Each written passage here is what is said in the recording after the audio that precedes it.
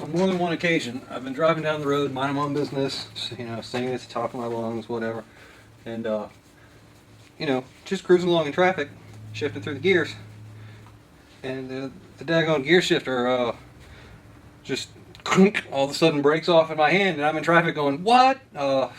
Yeah, and it's a fairly common problem. So I've got a couple of stock shifters here from back in the day when I used to have a stock shifter. And you see that the weld job on that is absolutely horrible. I did that. That was one of my first welds. But it used to be such a bad problem for me that I bought spares. Here's one of them that broke. What happened here? It's welded all the way around. You can see the weld. And it just snapped off inside the weld. There's a certain way I can rotate this and jiggle it into position and it'll snap right back into where it was. But that's the failure I was experiencing, and if I had a MIG welder back then, I wouldn't have had to buy and keep spares. Here's how you fix it.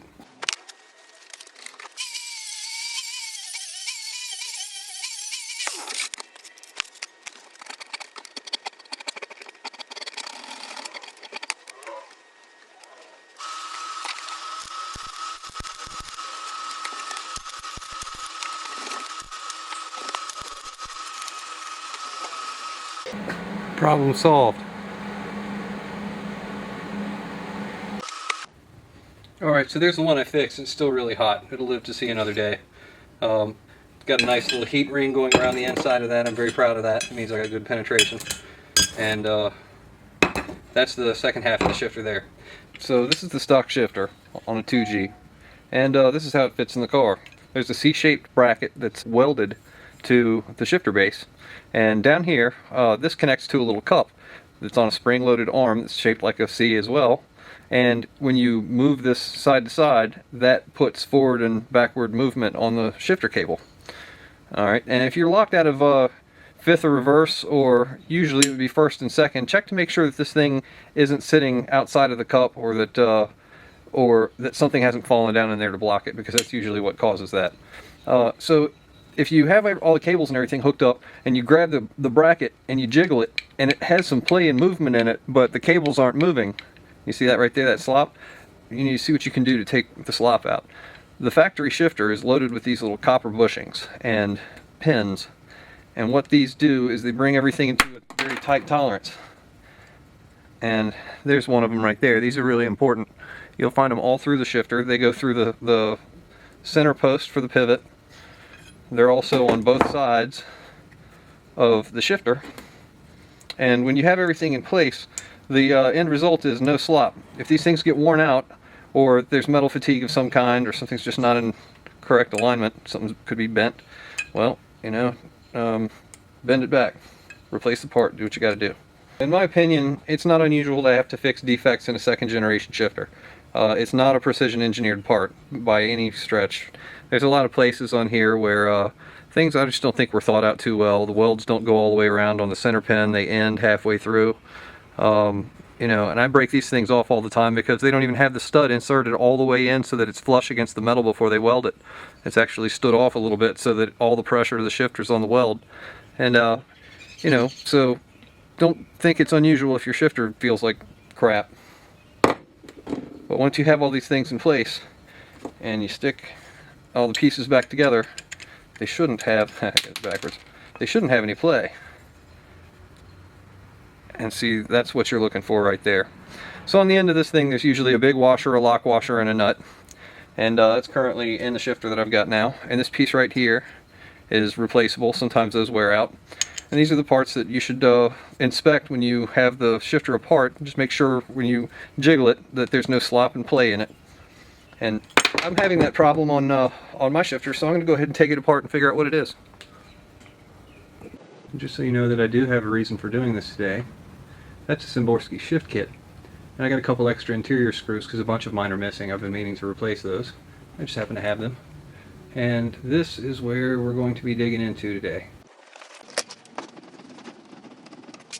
There's two screws right here, and there are two screws on the sides right here and right here. You might need to adjust your seat to get to them. This piece right here just comes out easily. Grab it and give it a little wiggle up here where these things are. It pops out. And then there's two screws right here and right here. And after you get those free, you can lift this assembly out. Right here you have some wires for the lighter. You want to pull those out. There's also a light bulb. You can just twist the light bulb assembly and it comes right out. And run with it. One of the first things you might notice is my shifter is different. I've already installed the B&M Short Shifter, and that solidified things nicely and gave you a slightly shorter throw. Let's take a closer look at the shifter setup. The first thing I'm going to do is take these side panels off. Don't lose these little plastic clips. They go in here, and that thing holds that side panel on.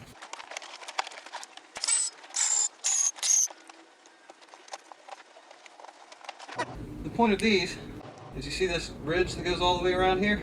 These are the bottom pieces. What these do is they pop into that hole and they fill up that gap right there. Then you sandwich it with one of the flat washers, and it holds it in place. See, like so, because the washer's bigger than that hole. And you put the bolt down into the chassis, and there's no more wobbliness from these squishy rubber ones. It takes all that slop out. I'm going to go ahead and put this back together.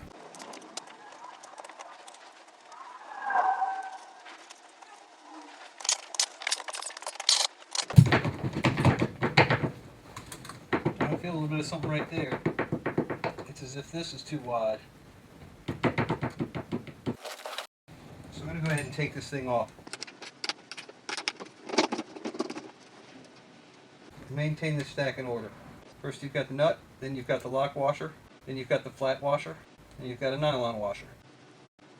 Alright, you want to keep this stuff together as you take it apart. And here are the springs. Pop, it's very simple. All you got to do is bend this piece over and sandwich it in there when you're putting it back together, and that's how it maintains pressure on this to return it to center. Then you have this little collar here. This collar has the piece that's the boss for these nylon seals. The spring goes in between it. Then you have a center bolt that comes out and releases this piece. Now there are two different points on a B&M shifter for you to attach the lower shift linkage. There's a low height right there, which provides for a little bit more throw. And then if you want it to be an extreme shift, you put it down on this bottom end, and it has a little bit more travel at the end of it, meaning that the shifter moves less distance. Now here are those bushings. The copper bushing there, the copper bushing there. There's the center shaft. There's a little plastic piece that fits in the shifter bowl right here. That controls the side to side.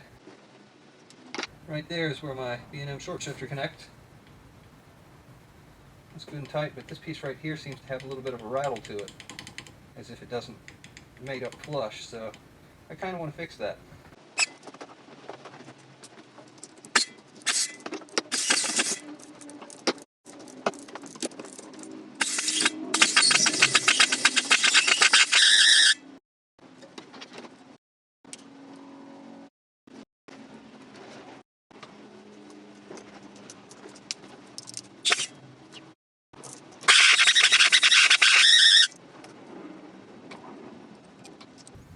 There you go.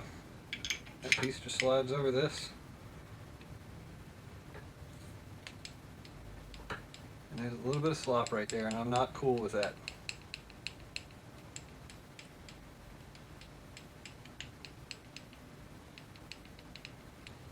So what do you do when metal's missing? Add metal.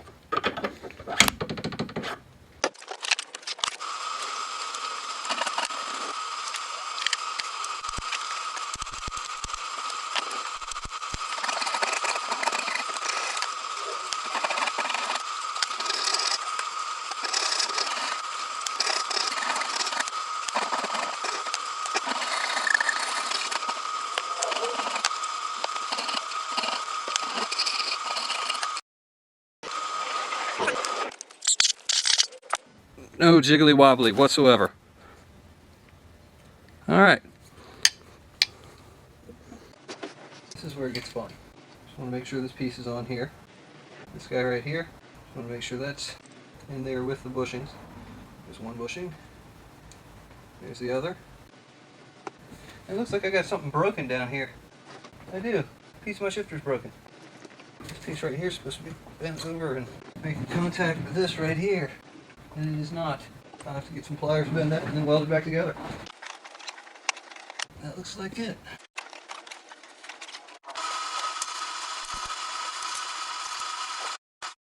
Make sure you got the side to side in the cup. I've got slop.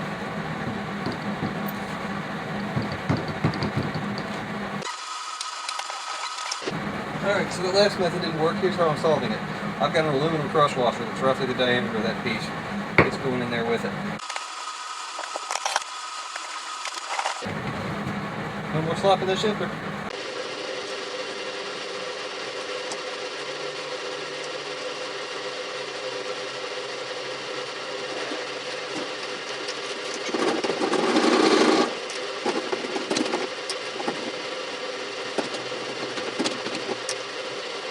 This is an E-clip, and that's what holds this linkage piece in. Snap that on there so it doesn't come flopping out. Sadly, there is no adjustability on the cables up front on a 2G. That's just the way it is. There's no adjustment on the shifter, there's no adjustment on the cables. Now, you might have seen me install bronze bushings in the ends of the shifter cables in another video. In fact, it's in the transmission installation video. All you need to do is make sure that these line up so that when the cables are disconnected, that they're directly lined up with the car in neutral with both of those posts. Make sure both the transmission and the shifter are in the neutral position. And they should, if they don't line up, what you should inspect is to make sure that you have your brackets back here bolted down correctly, because they're the ones that hold these cables in the right position for them to have the right amount of distance. So anyway, there's the other one right there. You can barely see it. So this is the front stock shifter cable bushing, and it's just a rubber piece with a metal sleeve going through it, and these things can wear out over time. If you've done everything you can to take the slop out of the shifter on the inside of the car and it still feels horrible, go up to the front of the car and check these things out. Make sure they're not cracked up, dry rotted, or have parts missing or loose. These bronze shifter cable bushings are available everywhere. There's a bunch of guys making them in the DSM community, and you know, if you just Google it or you search on eBay or something like that, you'll find them everywhere for 10 bucks. I highly recommend them. They take all the slop out of the front linkage. That's all, folks.